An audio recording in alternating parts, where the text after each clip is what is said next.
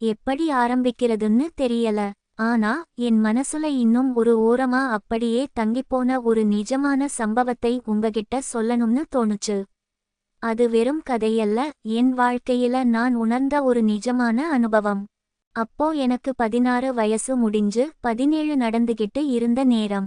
10ஆம் வகுப்பு முடிச்சுட்டு லீவுல வீட்ல சும்மா எந்த கவலையும் இல்லாம ஒரு பொறுப்பும் இல்லாம பொழுதை கழிச்சுட்டு இருந்தேன். அப்பா அம்மா 2 பேரும் வேலைக்கு போறவங்க.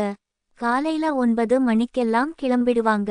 பகல் பூரா வீடு அமைதியா எனக்கான உலகமா இருக்கும். அப்போதான் என் வாழ்க்கையில அந்த எதிர்பாராத மாற்றம் ஒரு வசந்தக்காற்று மாதிரி வீச ஆரம்பிச்சது. அன்னைக்கு சாயங்காலம் என் அப்பாவோட தங்கச்சி, அதாவது என் அத்தை, அவங்க கணவரோட எங்க வீட்டுக்கு வந்திருந்தாங்க. ஹால்ல உட்கார்ந்து பேசிட்டு இருந்தப்போ என் மாமா அப்பா கிட்ட ஏதோ சீரியஸா சொல்லிட்டு இருந்தாரு. நான் டிவி பாக்குற மாதிரி அப்படியே ஒட்டு கேட்டேன். கம்பெனில இருந்து ஏதோ ஃபாரின் ப்ராஜெக்ட் விஷயமா 3 மாசம் அவர் வெளியூர் போக வேண்டியிருக்குன்னும் அத்தையை தனியா வீட்ல விட்டுட்டு போக முடியாதுன்னும் சொல்லிட்டு இருந்தாரு. அவ இங்கேயே இருக்கட்டும், நாங்க பாத்துக்குறோம்னு அப்பாவும் அம்மாவும் சம்மதிக்க மாமாவுக்கும் ஒரு பெரிய நிம்மதி. அத்தையை எங்க வீட்ல விட்டுட்டு போக அவர் சம்மதிச்சிட்டாரு. அன்னைக்கு ராத்திரி டிபன் எல்லாம் முடிஞ்சு எல்லாரும் தூங்க போற நேரம். மாமாவும் அத்தையும் வந்திருக்கதால என்னோட ரூமை அவங்களுக்கு கொடுத்துட்டு நான் ஹால்ல படுத்துக்க போனேன். எனக்கு பொதுவாவே படுத்த உடனே தூக்கம் வராது. காதுல இயர்போனை மாட்டிட்டு MP3ல பாட்டு கேட்டுக்கிட்டே தூங்குறதுதான் பழக்கம். அன்னைக்குன்னு பார்த்து அந்த MP3 பிளேயரை என் ரூம்லயே வச்சிட்டு வந்துட்டேன்னு ஞாபகம் வந்துச்சு. சரி, மெதுவா போய் எடுத்துட்டு வந்துடலாம்னு நினைச்சு எந்திரிச்சு என் ரூம் பக்கம் போனேன். அந்த ரூம்குள்ள நான் பார்த்த காட்சி என் வாழ்நாள்ல அதுவரைக்கும் நான் கண்டிராத ஒன்னு. இதை சொல்றதுக்கு முன்னாடி என் அத்தையை பத்தி நான் சொல்லியே ஆகணும். அவங்க பேரை இப்போதைக்கு ரேவதின்னு வெச்சுக்கலாம். அப்பாவோட பிறந்தவங்க மொத்தம் 9 பேரு, அதுல இவங்கதான் கடைக்குட்டி. ரொம்பவும் சின்ன வயசு. அப்போ அவங்களுக்கு 28 வயசுதான் இருக்கும். மாமாவுக்கு 36. ஊர்லேயே படிச்சு வளர்ந்திருந்தாலும் பாக்குறதுக்கு அப்படியே நடிகை சதா மாதிரி ஒரு தோற்றம் இருக்கும். நிறம் கொஞ்சம் குறைவுதான், ஆனா முகம் ரொம்ப எடுப்பா அம்சமா இருக்கும்.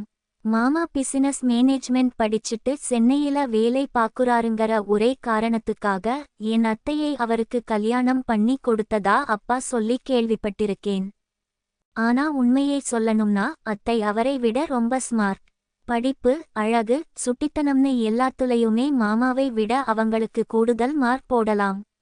அந்த அளவுக்கு ஒரு வசீகரம் அவங்க கிட்ட இருக்கும். சரி, மறுபடியும் அந்த ரூம் வாசலுக்கு வர்றேன். ரூம் கதவு லேசா சாத்தியிருந்தது.